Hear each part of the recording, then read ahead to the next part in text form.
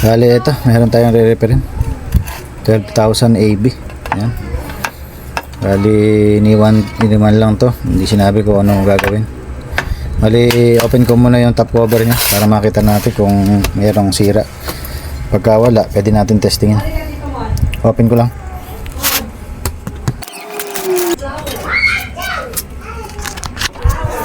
Bali ito, na-plug in na natin sa battery, saka sa ano natin, sa may test valve lang. Bali may indicator naman siya. Bali on natin, testing natin kung may tunog. Ayan, may tunog. Kaya lang mahina. Bali try natin i-direct. Ito, direct na to. Bali loadan lang muna natin ng ng 500. Ayan, 500. Ito yung 500 sa taas sa switch. Bali dual kasi switch na to. Pag binaba akong ganun 2K, pag tinaas ko 500 lang. Bali ito yung 500. Bali try natin, on ko. Bali wala. Ayan, meron. Kaya lang nagpapabago-bago tunog. Yan. Sagad ko yung lakasan. Yan. Kaya natin yung hinaan. Ayan, nagpapabago-bago yung tunog pag mahina. Pag malakas, straight naman. Ayan, nagpapabago-bago rin. Nakaliin ang problema.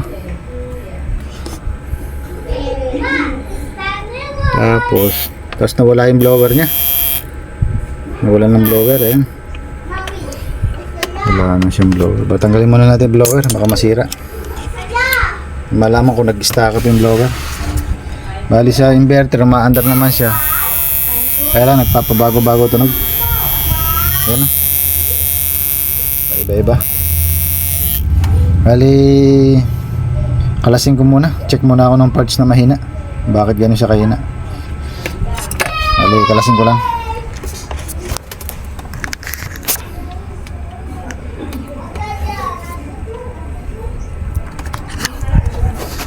Bali ano muna pala natin, testingin natin sa mataas na load kung kaya niya.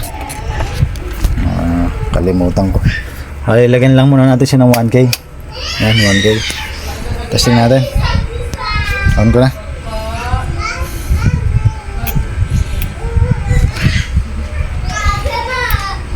Bali ayaw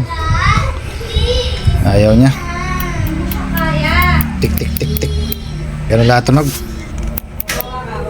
Ganun lahat tunog niya.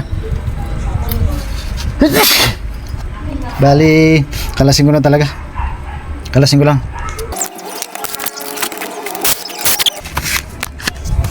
Bali goods pa naman yung capacitor niya, kaya lang hirap na. Bali gagawin na rin natin 4UF to para mas gumanda ground. Bali ito, check muna natin, pakita ko lang. Bali ito yung reading nya.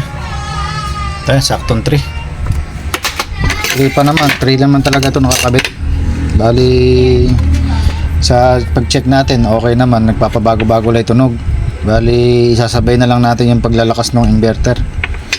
Bali palitan ko na ng 4UF to. Tinanggal ko rin yung kanyang trimmer. Ito 504. Tama ba? 504. Ay 204 lang pala. Yan 204. Tapos yung resistor niya na katugon niya, ito bali 560k.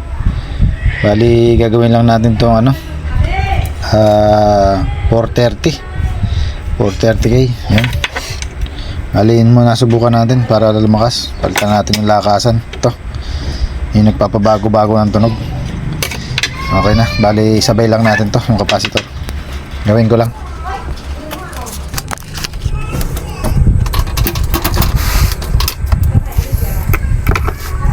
Bali ito, testingin natin. Ay kabit ko na yung mga dapat ikabit. Napalitan. Palitan ko na. Bali yan, nakakabit na yung natin. Testing muna natin sa test light natin. Test valve. Yan. Tingnan natin. Ay, may tunog. Yan. Bali, hindi muna natin kinabit yung blower. Tingnan natin kung bakit siya. Mamaya na natin gawin. Bali, ito muna tayo sa lakas. Tingnan natin. Yan. Isang pinit lang. Maandar na yung 100 watts. Ay, 1000 watts. Bali, yun. Balik tayo kabit ko noon.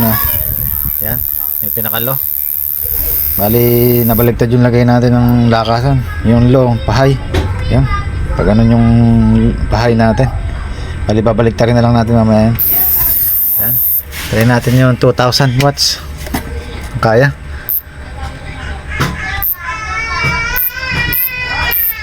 Yan, kaya. 2000 watts. Yan, 2000 watts. Hindi na siya nagpapabago ang tunog. Diretso na kahit sa mahina siyang tunog, sa mahinang andar. Yan. Bali, lakas na rin. Yan. Bali, maandar na. Bali, try natin ito 3K kung kakayanin niya. Kasi minsan yung ganitong model hindi niya kaya.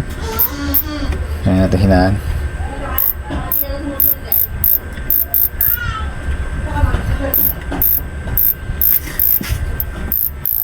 Ayan o, ganyan lang siya. Ayan, maandar siya, 3K.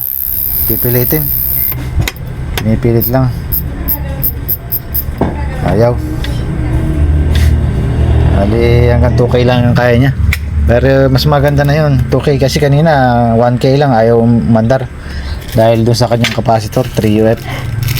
Hindi niya kaya. Bali, ayusin ko muna yung blower. Tingnan ko kung bakit ayaw umikot.